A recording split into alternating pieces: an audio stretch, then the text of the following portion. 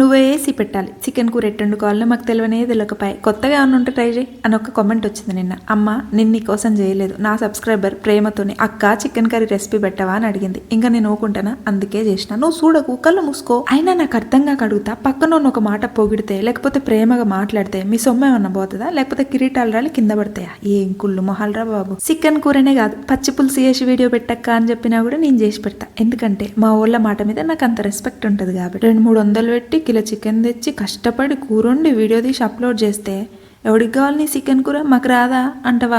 ఎంత డిసప్పాయింట్ చేస్తారా? ఈ రోజు ఒక కామెంట్ చూసిన, చాలా హ్యాపీగా అనిపించింది తెలుసా. అక్క నువ్వు అందరు కామెంట్స్ కి రిప్లై ఇస్తావు, అన్ని వీడియోస్ కి లైక్ చేస్తావు, మంచిగా అనిపిస్తుంది మాకు అని చెప్పి మీరు ప్రేమతో నాకు కామెంట్ చేస్తున్నారు. మీరు టైం తీసుకునే కదా, బ్యాడో గుడ్డో ఏదో ఒకటి కామెంట్ చేస్తున్నారు. నేనంటే ఇష్టం ఉంటేనే కదా. అలాంటప్పుడు రిప్లై ఇవ్వకుండా ఎట్లుంటా మీకు? ఇంకా డ్రెస్ విషయానికి వస్తే క్వాలిటీ మాత్రం చాలా బాగుంది, మంచి స్కై బ్లూ కలర్ లా. కాకపోతే కొంచెం పల్సగా ఉందేమో డ్రెస్ అనిపించింది. వాష్ చేస్తే కానీ తెలియదు దీని కథ ఎట్లుందని. ఐరన్ చేసేసుకుంటే ఇంకా బాగుంటుందేమో. ఒకసారి ట్రై చేయండి, నచ్చితే ఓకే, నచ్చకపోతే రిటర్న్ పెట్టుకోవచ్చు. మీరు ఆర్డర్ చేసుకోవాలంటే కింద ట్యాగ్ చేస్తా, కమ్యూనిటీలో లింక్ ఇస్తా. ఓకేనా, బాయ్.